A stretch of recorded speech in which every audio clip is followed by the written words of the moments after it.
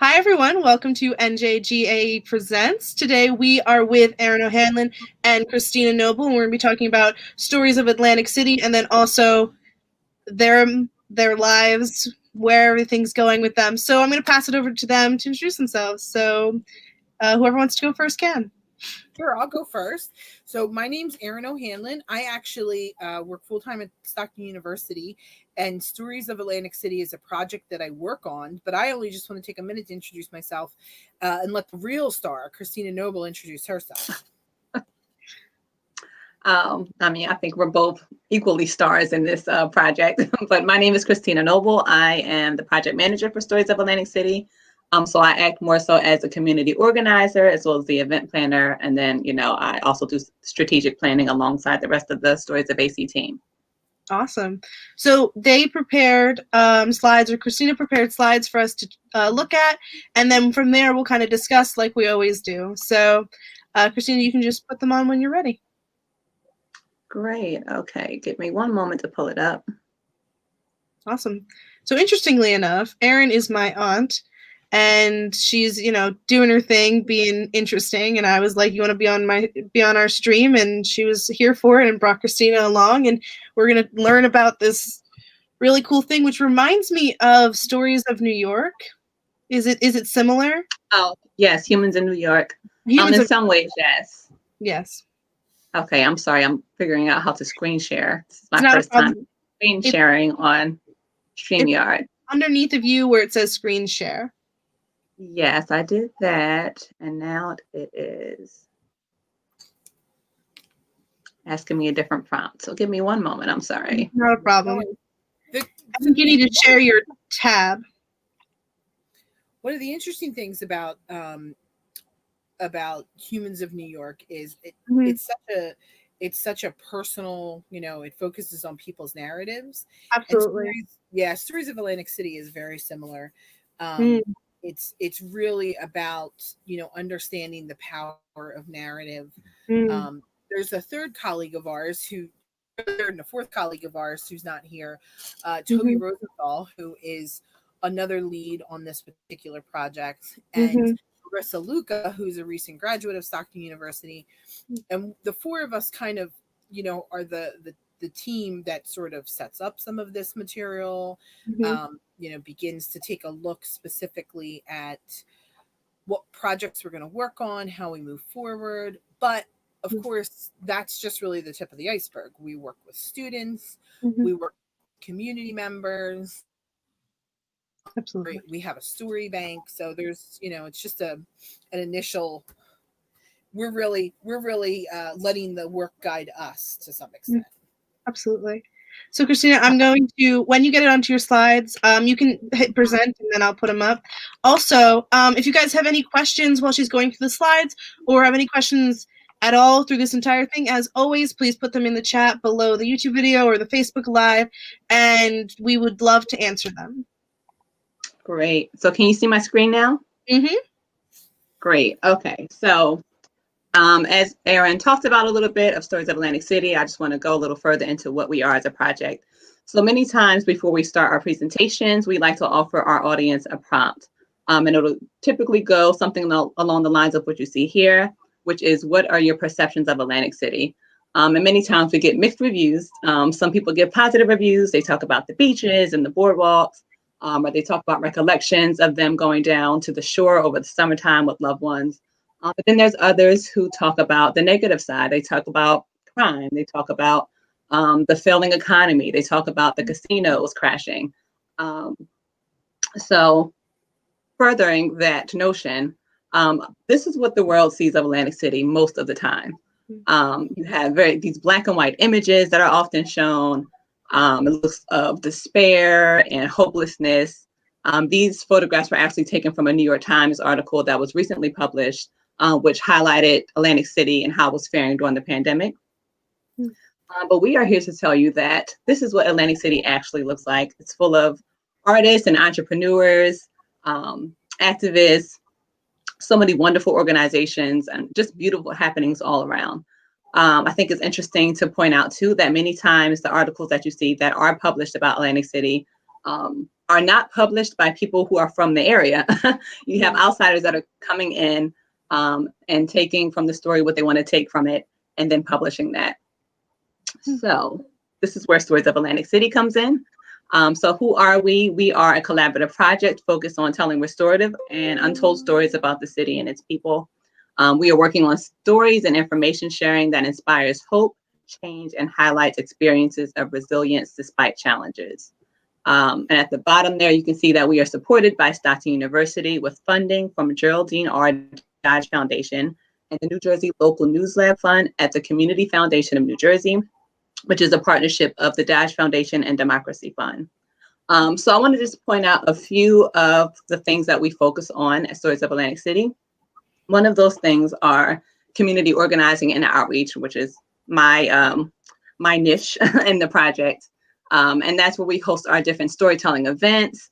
We've hosted quite a few virtual events this year, despite the pandemic, which has been awesome. We also had some other cool initiatives such as a phone tree, in which we wanted to branch out to the community to see what was going on, how people were faring, and where their information needs were during this pandemic. Then we have traditional and hyperlocal media collaboration. So we act as multimedia content producers. And we also collaborate and partner with people within the community, whether it be an actual news partner or just professionals in the area, to create these stories of resiliency. And then lastly, we act as an education resource, where we've been working on pretty cool projects with some of Stockton's classes. We've also, for the first time, onboarded internships for this past fall 2020 semester, and we offer them a lot of different opportunities. And then there's also the service learning piece, which Erin can talk about a little further. So I'm going to take the screen off now. Okay. You know what? No, I think I have a few more. Okay, so I'm not going to go through all of this due to time reasons, but just highlights. Oh, okay, great. So just talking about some of the highlights from this year. We've put on quite a few things I mentioned earlier, quite a few cool events throughout this pandemic. So one of the things we did was something called a Storytelling Through series, in which we really highlighted the arts. And I know we're going to talk about arts a little later. But this series was really based around giving our audience and our community tools to tell their own stories. When we did this through a series of workshops, our first workshop was a mantra and meditation workshop, in which we really focused on the stories that you tell yourself.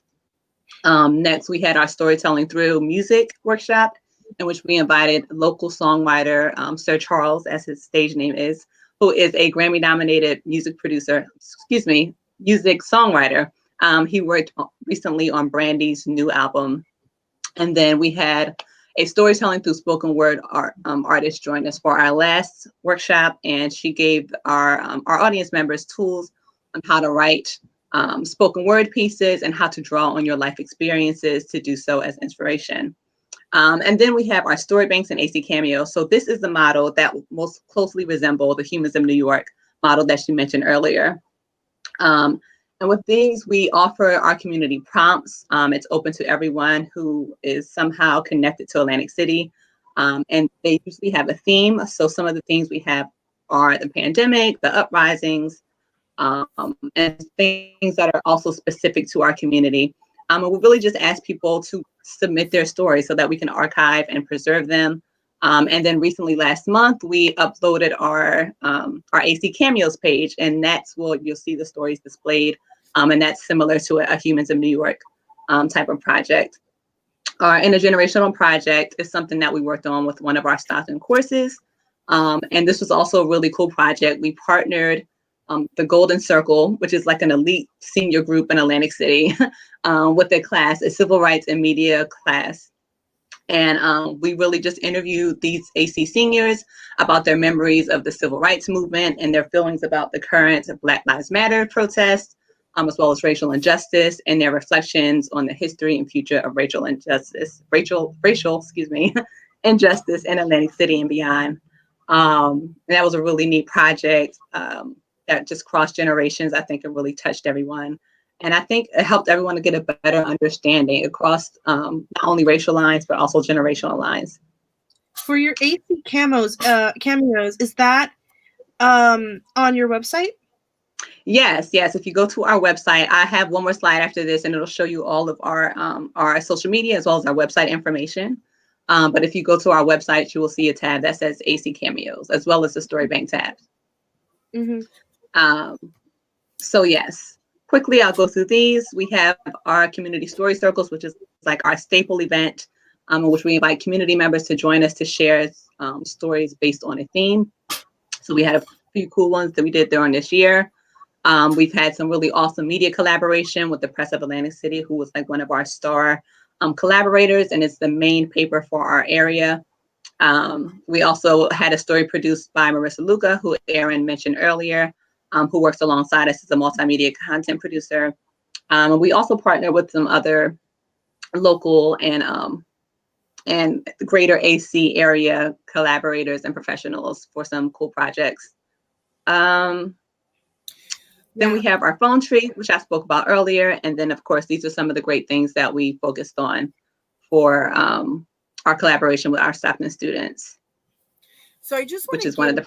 Oh, yeah, this is, sure. This is a great example. Invisible Youth. Lakaya Taylor is a student at Stockton. I can't remember, Christina, is she a junior, senior? I believe she's a junior. Yeah, I think she's a junior. And we asked her to really take an in-depth look. So she used Microsoft Sway and did several chapters. We asked her to do an in-depth look on, what was it like to be a college student right now in Atlantic City with the pandemic. And so she brought along some friends for that as well, right, Christina? Yes, she did, as you can see in the picture.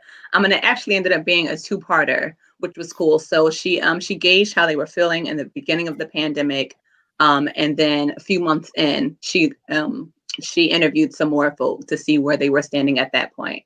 So it was a really cool project. This whole project, Stories of Atlantic City, really got started through an organization called IVOH, which brought to Atlantic City a workshop. I think it was Stories of Atlantic City isn't that old. It was fall of 2017 when things got started, and a collection of people from the community were involved in that workshop and said, okay, here's an opportunity to really amplify the unheard voices that are in Atlantic City. And here's an opportunity to engage with our community and really change those narratives, like Christina showed in the beginning part of those slides about, what the narrative is in Atlantic City. Atlantic City is a name that triggers so much for so many people. Everybody's got a story, everybody's got a perception, and most of it's not good. And so a big part of what we're trying to do is really reshape that and really amplify the voices that we know are there. Artists, activists, older adults who have a rich life and history, and people who are contributing constantly to the city and to making it its very best self. Absolutely. So I think it'd be really interesting to go with your prompt, which you had in the beginning of your slides. What do you guys see when you think of Atlantic City? Tell some things about. I know Erin grew up around Atlantic City. I don't know about you, Christina, but yes. I'd like to hear kind of about your connections to Atlantic City. All right. You want to start, Erin? You want me to go? Sure. No, I'll start. Yeah. So I grew up in Mays Landing, which is about 12 miles outside of Atlantic City, and Atlantic City. My mother worked in the emergency room in Atlantic City, and so a lot of what happened there was connected to everything that comes into an emergency room for me. My father worked in the casinos, and a lot we knew, at one point worked in the casinos. And so there was this perception that it was a small city and a dangerous city, right? That as you rode through Atlantic City, you needed to lock your doors. And then, of course, I went to Stockton University and learned that that's not at all what Atlantic City is. And then as I started to become someone who learned about making media in college and then began to make media, I really thought deeply and reflected deeply about the perception of what of how a town is perceived and how a place actually, to really truly understand it, you have to get approximate to it. So it's not enough just to say, this is what I think Atlantic City is, or this is what the perception of Atlantic City is. You have to really go into the space. And so, of course, the more I was in the space, working there, working for the college and university, I worked for in nonprofit for years, the more I realized this is not at all the narrative that's out there is not at all what Atlantic City is about. And so now I'm happy to be, part of a team that's an ambassador around it. Right. Yeah, no, I agree. You really have to get in there to really know what it's about. My connection. So I grew up in a place called Egg Harbor Township, which is about 7-ish miles out of Atlantic City. However, my parents were from Atlantic City. They met, got married, all of that good stuff in Atlantic City. My grandparents were actually from down south, but they migrated up. So I had a lot of family in Atlantic City. So although I lived in Egg Harbor Township, my whole upbringing, I was in Atlantic City every week, whether it was the weekend or every other day, going to visit family members, run errands with my mom. So I was there quite often. So I got to know Atlantic City in that way. I got to grow up with a lot of the youth of Atlantic City. I had a lot of adopted family members in Atlantic City. So I really got to see the cool parts that you don't really get to see in the news. At some point, I did have mixed feelings. I did have a brother who died, who was murdered in Atlantic City. But every city has its issues. And I don't want to say that was something that was specific to Atlantic City. So there was a part where I had to kind of grapple with my own relationship with Atlantic City. But as I got older and I began working there, like Erin, I worked a lot with the youth and in different neighborhoods in the city. My love for it grew once again. And I really saw how many wonderful stories of resiliency were there, and how many wonderful projects were going on, and how talented the youth were, and how much potential there was in this little city. And my love for the city continues to grow as I work for the project, because even still, I'm learning so much more about the city, about its diversity, and all the cool things it has to offer. So that's a little bit about my relationship with Atlantic City. Absolutely. Yeah. That's really interesting. Yeah, what's really interesting about it is Atlantic City is made, it's a town. It's got history to it. It's reinvented itself many times. But when I really think about Atlantic City now, I think about the people who are there, and we've had the opportunity to meet fascinating people through this project and to hear their stories. And, if you have an opportunity to look at the AC cameos, folks who just lead such interesting and rich lives, businesses, organizations, restaurants who are fighting hard. Not too long ago, we did a profile on restaurants in Atlantic City that are, they're struggling. They're really working hard to make it happen in Atlantic City, including, an Afghan fusion restaurant called Satara. So, and they built a courtyard. They built it in like a courtyard in building to be able to stay open, because they're so committed. And they could have gone anywhere. They could have opened a restaurant in Linwood. They could have opened a restaurant in Northfield. They're talented people. They have run restaurants in other places, but they specifically chose Atlantic City because they believe in it and they're committed to it. And I think that's the kind of resiliency that we're so interested in this project. Absolutely. So Christina mentioned potential, and Erin, you kind of mentioned potential as well, where it's you could go anywhere, you could do anything. So something that I find interesting about these stories and about stories in general, and getting to meet all these people through NJGAAE, and then also now I'll get to read these wonderful people's stories. What is your thought on potential for students and potential for mainly for students, and where because you both are teachers and you see students pass through all the time, so I want your commentary on potential. Yeah, well, I Christina will be able to talk about the arts too, because she's really a teacher of the arts, and so someone who is particularly connected into that. So for me, part of what I do is service learning, part of my profession, and so a lot of times people don't understand what that is or how that works. And so service learning is really about connecting students with experiential community experiences. So giving them a lived applied experience in the community. And that means you have to have community partners. And so sometimes we call that internships, and on a short scale basis, we might call it service learning. And so, Stories of Atlantic City has always worked with students, but this semester we really worked with students. And, we had a core of 5 students who were interns specifically with the organization, and I'll tell you, I've seen a lot of internship experiences, but I think they really had the full internship experience. Absolutely. On election night, we had them running around communities, interviewing people. That was published in the Press of Atlantic City. They did the restaurant stories where they went and interviewed folks.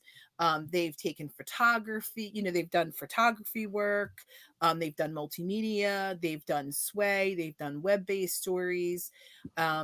We've had people come in to talk to them about how to manage different professional experiences. So, I mean, to me, we really leveraged the students and the energy and skills that the students brought, and to the end of producing content. And we try to produce content on a weekly basis, right? Every day we have social media. We had a student who was just managed our social media. So it really does take all of those students, but then all of those students take lots of management. But here's the nice thing. Those students will be able to put on their resume, here's a project I worked on, here's the aspect I did on it, here's the skill I had based on it, and here's who can vouch for me, here's who can write a letter of recommendation, who can talk about my skill set, both my soft skills and my more fundamental skills. So Yeah, I think there's a lot of cool opportunity for our students. I'm not sure if you know, but Stockton just opened a campus on Atlantic City. So even just more of an opportunity for our students to get well acquainted with the city. I know not everyone that goes to Stockton is from this area. And I'm sure they come with their own preconceived notions about Atlantic City. So this is really an opportunity to show them that the Atlantic City that you grew up thinking was not the greatest place is really this awesome place. And talks about working with our interns, and hopefully, we'll be onboarding some more within the next semester. We really want our students to get interested in like journalism and community work, so that they'll be the people that'll grow up and start writing these stories from the aspects of being from the city or in the city, rather than having people that don't live there coming in and writing these stories that don't necessarily reflect what the city is. So that's my bit on the potential for our students. Absolutely. And that was one of the things that we were really conscious about. Not every one of our interns came from Atlantic City, but every one of them had some kind of a connection to Atlantic City, and were invested in, really amplifying those voices. And that's the interesting thing is, what is a city? Is it a collection of buildings? Is it a collection of businesses? Is it a collection of restaurants? Is it geographic elements like boardwalks and roads? And, is it the politicians who run it? Or is it the people who make it up?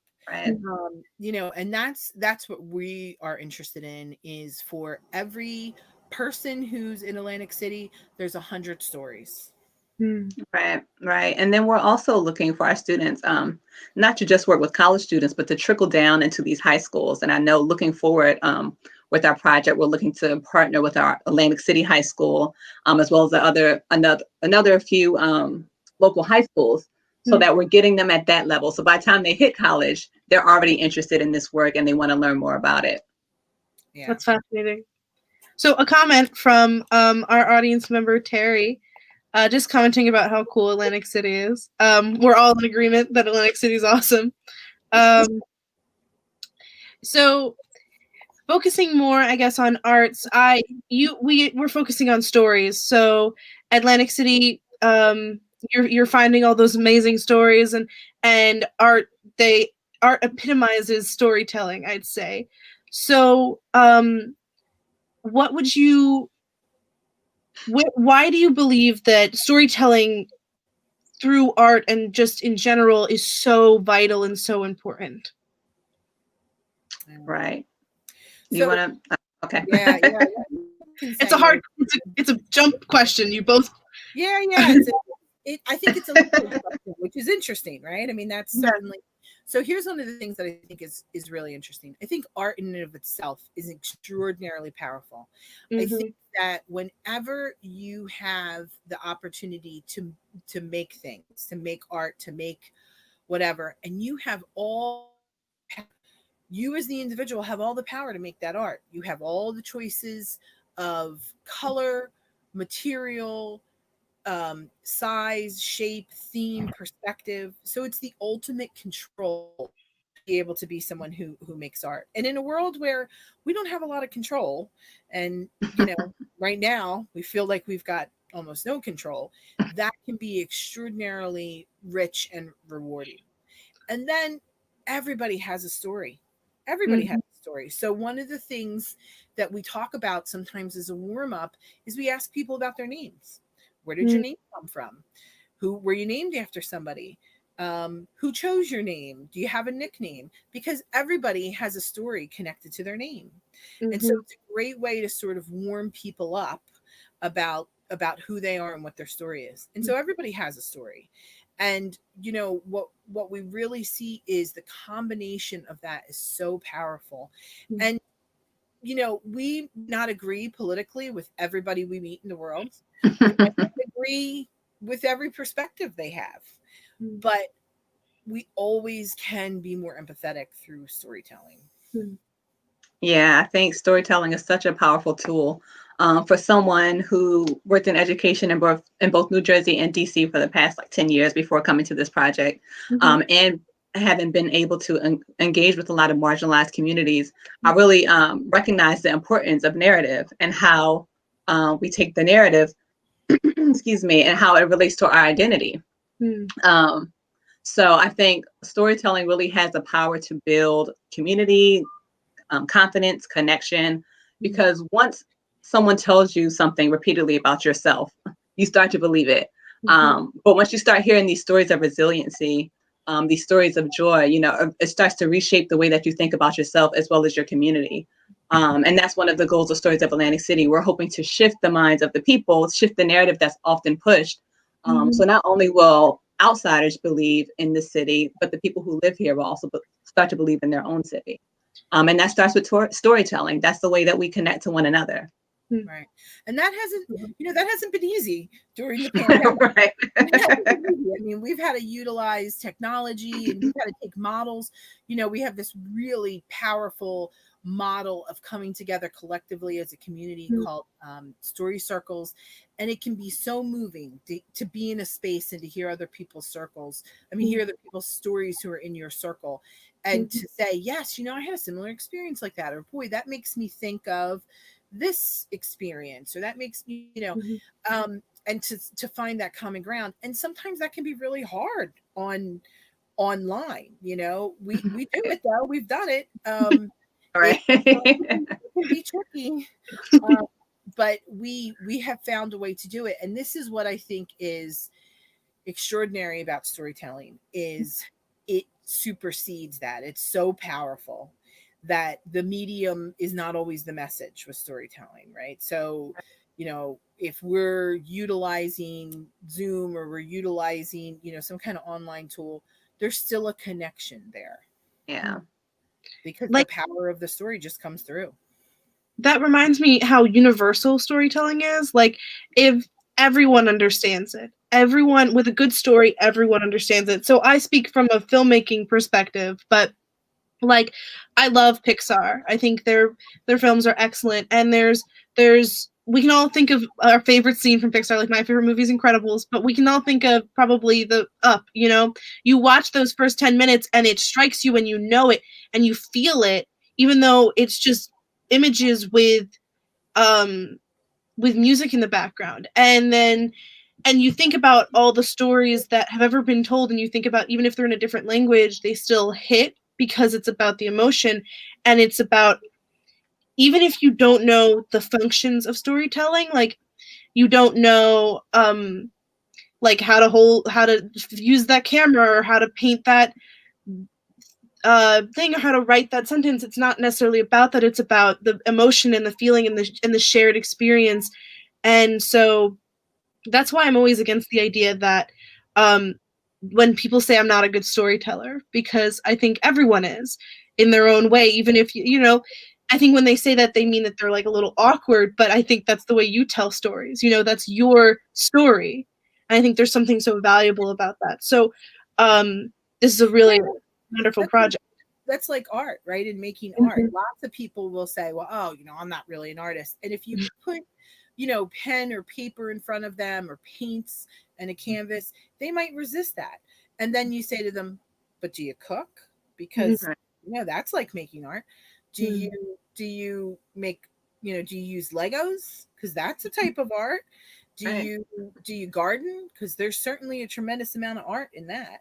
And so, you know, one of the nice things about this particular, you know, this particular medium that you're working in is it really does value art, right? And so that's part of what we've been really fortunate to highlight storytellers who are artists as well, photographers, musicians, spoken word, you know, models and modalities that people don't necessarily say, oh, you know, is that art? Is that storytelling? I'm not sure, you know, but it definitely makes a connection for people. Absolutely. Yeah, that's one of the cool things about our project, because we do somewhat operate as like a news hub. We still believe in info sharing and gathering. However, we also explore the arts world in other ways in which we can tell a story. So that makes us somewhat unique compared to other news partners. Yeah, one of the things we're really proud of is there's an arts organization in Atlantic City founded in the past 10 years, I'd say, right, Christina? Atlantic City Arts Council. And they put on a project every year called 48 Blocks. Well, there's 48 blocks in Atlantic City. So exactly. So that's why it's 48 blocks. And they typically have 48 different projects that happen over a particular weekend, typically first or second weekend in June. Well, of course, this year, you know, 2020 being what it was, it had to go virtual. And so Christina, you know, talked about Stories of Atlantic City and was able to participate in 48 blocks, the virtual 48 blocks. And we're looking forward to maybe 2021 we'll be able to participate in person. Right. That's awesome. So I think something that's really interesting about your project also is that you focus on everyday people, which I think is such a valuable thing, because as much as I love artists, we can be not exclusive, but we can be very much like, we're creative, you know, like, so we're different than everyone else. We're creative and we make things, which I think is a rather toxic way to view it, though. It's just what happens when one feels they have something over another person. So I think it's very, very valuable focusing on everyday people. My mission statement with my filmmaking is the beauty of the mundane. And so what that is focusing on those little moments that we all experience. And I think that's very, very valuable. So I'd like your guys' comment on that, where it's your thought on focusing on every single person you possibly can, everyday people, everyone. Yeah, I'll let you take that one, Christina. So it's important to highlight the everyday person, because these are the people that really make up the community. Yes, the artists are great, the activists are great, the people in high places are great, but who really keeps the community running are the everyday residents that go to their job and keep the restaurants going and keep the, you know, the other institutions and places of business rolling. So we want them to know that their story is just as important as anyone else. And I know you made a comment earlier. Sometimes people will come to our events and they're like, well, I don't really have a story, or, you know, oh, my story's not that serious. It's just, you know, we're like, you know, we want you to know that your story is just as important as any one of ours. So that's been, you know, a job as well, trying to convince people. Even with our intergenerational project that I talked about earlier, that was something that our seniors would say, like, oh, well, you know, I just lived a regular life. I don't really have much to say. And then they would start telling their stories, which was full of so much rich history. And we're like, what? Do you even realize how much you've experienced in your life. Sat there and listened to their stories all day. Oh my gosh. These were people in their 80s and 90s, and they had lived through fascinating times and just had fascinating stories about Atlantic City. And that was a really interesting project because it was all focused on a class all about media and civil rights. And so the students in that class were challenged to meet with elders. We gave them instruction on, how do you speak respectfully to an elder? What are some of the things you can ask and can't ask? How do you address them? How do you show appreciation to them for what you've, for the information they're giving you? You never take it for granted that they're sharing this information. And, they were really, those students gave feedback about how profound that project was for them and just how much they appreciated it. And it's called the Intergenerational Project because it's not typical. There used to be a time when it was typical for young people to talk to people who were in their 70s, 80s, and 90s. And now it's not typical at all. And so they were able to interview these elders and talk to them about specifically, what was Atlantic City like when you grew up there? We talked about, where was the color line and how you weren't, if you were a person of color, the expectation was that you would be back in the main part of the city across, past the monument before nightfall. Right. And downtown. Right. Absolutely. And so this was a concept that they had been taught as part of the civil rights movement, that this was very common in a lot of communities, but that, people didn't really talk about it. It wasn't ever really documented. It was kind of this normative understanding. And when they heard the elders really talk about that, and it was like, oh no, we only went past the monument if, mind you, the monument is right where Atlantic Stockton's new campus is. Yes. We only went past the monument if we were going to clean a house, if we were going to the doctors, or we had some reason to be down there. Otherwise, we knew we had to be back before nightfall. So it was, for them to hear that, like they were really impacted by that. And so again, through that power of stories. I mean, it was. Oh, sorry. It makes it more real, right? Right. And it brings up these unspoken things, which we like at that time, they all were just, it was unspoken. It was just like, that's just a fact, and the things which we have, which like in our communities or in general of America, in general of countries, that are unspoken now, but will feel insane later. And so I think, and some of them feel insane now, but they're still unspoken. Been insane for a while. Yeah. Yeah. So I think these stories highlight that. Right. They highlight the unspoken. And I think the powerful thing about that project was it really created a platform in which everyone could get together and find commonalities. So we had across generation lines, but also cross racial lines. So all of our seniors were Black elders, and a lot of the class were Caucasian students. There was a mix. So there was both that generational gap as well as the color line that they had to cross. And our first event really just proved to be such a powerful emotional event. I mean, some of our students and elders had like tears in their eyes by the end because, the stories that were shared and the commonalities that were found throughout was just really striking.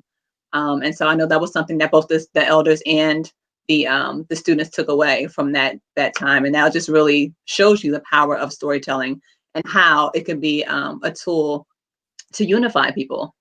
Yeah. Before we move on much further, will we be able to watch this, the Intergenerational? Is there any place where we can watch it? So so we're going to publish something on our site within the near future. You won't necessarily see the videos, but you'll be able to read their stories and their interviews. And that'll be found in our story bank, I believe, or our AC Cameos, one of those. Wonderful. Dr. Christina Morris is going to teach. She taught that course this semester, and she's going to teach it again next semester. And we're hoping to really continue on with that project in that same vein. Really sort of, and I think part of the amazing aspect about that was that some of the prompts, the story prompts there were things that were impactful, that could be impactful to anybody. So they were, where did you go to school? What was school like for you? What was your first job? Was there ever a time you considered moving out of Atlantic City? Things like that. So there was this universal aspect that was really, yeah. Yeah, another thing was brought up was some of the seniors weren't originally from Atlantic City. A lot of them talked about how their families migrated up when they were young for better opportunity here. And then they got here and they faced a lot of the same injustices that their family did down south. So that was also part of their story. So that was also something interesting to hear. Yeah. And that was something that happened a lot, where like Black people who were in the South, they were told, oh, up here is going to be completely different. Like, come up here. We need people up here. Like, come on, And then they came and it was exactly the same, except for it was less outward. Right. And they may have had a few more opportunities, but of course, still they were dealing with some of those injustices they had dealt with in the South. So that was definitely, there was redlining in Atlantic City, right? Yeah. That's to be able to get housing, to be able to get mortgages was impacted. And that's a legacy that's still part of the city today in terms of who's a homeowner, what communities are homeowning community, traditionally homeowning communities. And there's some systems that are certainly working to impact that, but we think that we have overcome some things, and when we really get down to the stories and to people's stories, we find that is not necessarily the case. Wow. Yeah, and that's just one project. So we did work on first time elections, students, both students and community members who were voting for the first time in the election. Certainly Lukaya's work on the invisible youth was very impactful. I think we have really brought together a rich, the story. We're always looking for stories for people to put in the story bank, and the goal with that is to then create media from it, right? So now, what is your production process like? Because I understand that you collect stories, but then do you collect them? How do you collect those, and then how do you turn that into data for us to intake? Right. So as for the story banks, like Erin said, that's also a means for us to kind of sift through these stories, as well as our media partners, to see if something sparks their interest. Do you want to further interview this person and create some type of media or content from it? So that's one way in which we do it. And then there's other times, like we're pretty reactionary. So if there's something that's going on that needs to be highlighted in that time, then we're looking for our community partners or our media partners to create work around that. Sometimes people, they pitch things to us. There's stories that they know of that they feel need to be told. And then, we'll go ahead and collaborate with them on some type of project. I know another project that we're working on currently, and this also kind of speaks back to the regular people piece. Back when the uprisings first began, we decided to collaborate with 2 videographers from within Atlantic City. And we were going to start a miniseries called Uprisings. And this was really basically just to highlight Black people in the community that were revolting in their own way. So that doesn't mean you have to be on the streets protesting. You don't necessarily have to be an activist, but what are the ways that you were fighting the power, so to speak? So we highlighted an activist, but then we also highlighted a young woman who owns a beauty salon shop in the city. So, her way of fighting is being a Black entrepreneur. And so those videos will be published soon, but we're hoping to continue that series to really highlight these people in the community that think they're just regular people. I love that. Yeah, I think one of the things that's really important to recognize is, Atlantic City isn't necessarily a media desert, but let's say it's not exactly media rich either. So there's there is media. We recently had an independent media producer who passed away suddenly, so that was that was a whole nother small independent newspaper that is going to go by the wayside, because that's not necessarily, legacy work that's going to continue. We have traditional media, and we have digital media, but we are hoping to really build on that trust. So part of what we do is to really carefully think about the impact of the stories that we cover, think about the impact of the perspective of what we cover. We take what's called a restorative journalism approach. So it's not enough for us to report on the doom and gloom. We want to talk about the solutions, what's working in Atlantic City, which is its own type of engaged journalism. And so, for us, it's about building that trust with the community and being able to say, we will hold your story carefully. We will take care of it. We will honor it. We will respect it. And I think, 3 years in, I think we're starting to really see that work. We have people who are coming to us with stories. Yeah, that's definitely part of our work. Like Erin said, we're really trying to foster that relationship between media and community, because we know a lot of times in marginalized communities, there's not a good relationship with the news because of what they often portray of their city. So us working with both community members and media partners, we're trying to bridge that gap a bit. And we want to help our media partners. We want them to help figure out what it is that the people of the community actually need. What is the information that they're really seeking, but they're not getting? And then on the other end, we're working with our community members to say, oh, hey, it's okay to talk to these trusted news partners because they're really here to try to help you. So that's been work in itself, really trying to foster that and get that trust. But that's part of what we do as well. So, I completely just lost my question. It's okay. But this is so fascinating that you are noticing that you're seeing the work. One, that's fascinating, and that's really interesting that it's now hitting, and that you're seeing people come. But I just remembered it. So, what would be your goal? What's your in your wildest dreams of this organization? Where do you want it to go? What do you want to do with it? So many things. Of course. Yeah, let's put some of them. There's a great organization in Philadelphia called Philly Cam. And I don't know that we would aspire, that we'd like to, I don't know, to me, that's sort of a dream of where we might go. But part of what they do is completely community-based media. It's for the people of Philadelphia. It's produced by the people of Philadelphia, and they teach the people of Philadelphia how to make that media. So I would, ultimately, I'd love to see something like that. All of this wouldn't be possible without our funders. We're funded through the Geraldine R Foundation. We are funded through Free Press. We work very closely and collaboratively. And Free Press funds us with dollars from the Democracy Fund. So we, those certainly the Geraldine R. Dodge Foundation is not a name that is unknown in the arts community, right? Certainly. But what they are focused on and why they fund us is because they want people's voices to be amplified. They want those stories to be told. So I'm excited to hear what Christina sees as a future vision. Yeah, so Philly Cam was one of them. Also, I know Erin loves this program. There is an organization called City Bureau in Chicago.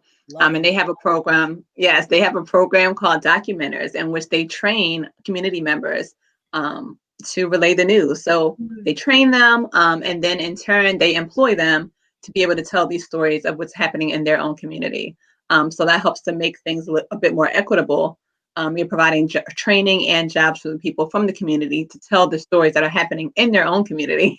So it's a win-win on both sides. So that's something that I would love to see happen in Atlantic City as well. Wow, that's really fascinating. So you're at the thought of not just only getting the stories from the people in Atlantic City, which is fascinating on its own. You want them to create the stories and create the content, which is really interesting. So what specifically, what type of content is there any content which you want to create later which you just can't create yet, or are you creating pretty much all the boundaries of content that you want to create and you just want to expand on that? Well, I can tell you, I'm really interested in 360 video. I'm really interested in sort of some of the AR stuff that is going on, and how that connects to journalism. You know, my kids were just making fun of me because I bought some Google glasses and was trying to look at the AR through the Google glasses. But, you know, that's some of the cutting edge work that's out there. And I guess for me, part of why, you know, I'm interested in that is because it's a type of storytelling that allows people to feel so immersed and so connected to a physical space. So, I mean, I think that's part of the power for me. But, you know, I'd love to see us have youth workshops. Yeah. Like WHI has, you know, I'd love to see us have a space where somebody could come in, and there are people who, it's a lab model, right? It's a maker space of media where people could just come and say, you know, what do I do in here? How do I use this? And there's somebody that work with them. Absolutely. So we are winding down. We have about 10 minutes left. So if anybody has any questions from the chat, please put them in. And I'd like to shift gears over to, do you have any words of wisdom for young artists and just young people in general during this time, during every time, just in general? Being young is hard in general, but being young, especially now, is difficult. Yes, it is. 2020 has been an extraordinary year, as we all know. I would say just persevere towards your dreams. Take it one day at a time. It's hard for you. It's also hard for adults. So you are not alone. Do the best you can and find ways to tell your story. Storytelling is powerful. Even if it's just you writing in a journal and not sharing it publicly. Write your story in a journal, write your song, do a little dance in the corner when you need a mental break. I'm a dancer, so that's what I do when I need a mental break. But yes, use that as a tool to really help reframe and reshape the way you look at 2020 and just breathe deep. Yeah, I agree. I think that storytelling has such a capacity to build empathy. And one of the things I would say is don't afraid to get close to something. You know, don't be afraid, don't limit yourself. Because there's so many things that will limit young people and young artists. You know, there's that inner voice of doubt. I can't do that. I'm not good enough. I don't have the right equipment. Nobody wants to hear my story. And I would say, don't listen to any of that. Get close to it. Make mistakes. Art is messy, right? I mean, that's why Picasso made, Cubist blue #1, 5, 7, 22, right? Because I think the whole point is to don't feel like you have to master it right away. Certainly lots of stuff that we work on, we back each other up with being able to edit it, to produce it. Let's get another set of eyes on this. Let's take a look at it and see, well, I'm not really sure this works, or here's how I interpret that. And, being able to hear that criticism. It's one of the things we see with students is, the power of proofreading. Right. You can be a strong writer, you can be a strong storyteller, and tell it to somebody else, have somebody else read it, get somebody else's feedback, and be able to hear that and not take it personally. Take it as just a, this is my perspective on it. Right. So, something I thought about earlier, which I was wondering if we were going to loop back to, is how we should believe that everyone is a storyteller, and how and what seems to prevent us from that. And Erin, what you said reminded me of that, because there's some children who get children and everyone, honestly, every person who goes out and tries to make art gets discouraged and starts to worry if they are creative like they believe they are, or they're doing what they need to do what they want to do. and we learn. And those people who say, oh, I'm not good at art, oh, I'm not a good drawer, or I'm not good at these things, there's someone like Christina said earlier, when you get told things over and over and over and over again, you believe it about yourself.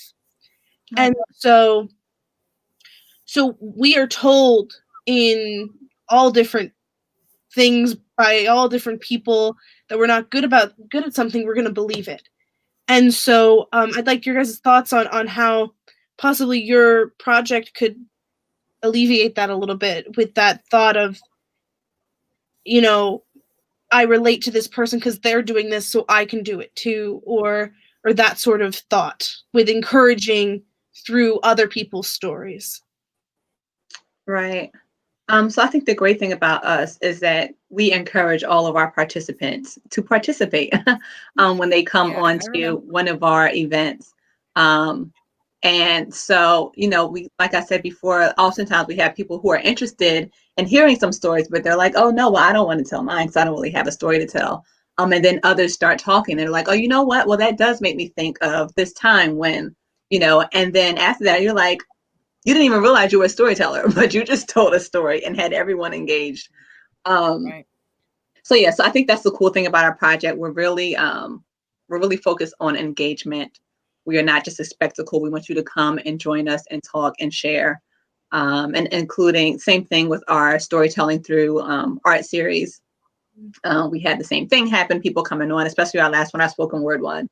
We had this dynamic spoken word artist, and she opened up with a spoken word piece. And then people are like, "Oh no, well, I heard that. I don't want to. I don't want to say mine." So what we try to do is break down into more intimate groups, and then we do something at the end what we call meta communicate, where we come back and then all share. But we find that breaking down into smaller, more intimate groups, people are more likely to share and open up. And that's what happened on our last spoken word event. People, once we got into those smaller groups, and then people started to share more, they felt more comfortable coming back to the large group, and then realized that they really had a powerful piece to share. And there was one gentleman in particular who the whole time he's like, oh no, I'm just want to listen. I'm just here to listen to you all. You all are great. And he said, I don't have anything. And in the very last 5 minutes of the event, he's like, you know what? Okay, I'll share. And he shared his piece, and it was so powerful. So yeah, that's, like I said, I think, we're really big on the sharing and participating piece. Yeah. I think it's so important to recognize that it's brave to tell your story, to be vulnerable, to open yourself up, but that when you're in a space where other people are doing that too, right, where we all share stories, we all have perspectives, it's a great equalizer. Storytelling is a great equalizer, and art for that matter too, because we all have we can all empathize or look through a particular perspective around that. Right. And we always try to make sure that we create a safe space. That's something we tell them as soon as they come on. This is a safe space. No one is judging you. No one's going to heckle you. We don't tolerate that, but we've never had an instance in which that's happened anyway. Everyone has really been always very vulnerable and very welcoming, and they're sharing and they're listening. So, yeah. So with that, we're going to be closing down the stream. This was fascinating. So please go to their website, their Instagram, their Facebook, their Twitter, and engage with it. And if you have any stories of Atlantic City, please reach out to them. If you have other stories which are related to it, please reach out to them. If you have a town that you want to be able to emulate a similar project, let us. We're happy to support that too. Yes. Absolutely. We have a comment from Terry. I'll read it. So this was a great session about AC on so many levels. Thank you, Erin and Christina. Your work is so valuable for AC and everyone. Such powerful, such empowerment in stories. Love your interviews, Jocelyn. Thank you. Great stories. Thank you. So with that, I hope everyone has a wonderful night. I hope everyone goes and checks out their website. And I hope everyone stays safe and gets some rest. Yes. Thank you so much for having us. Thank you.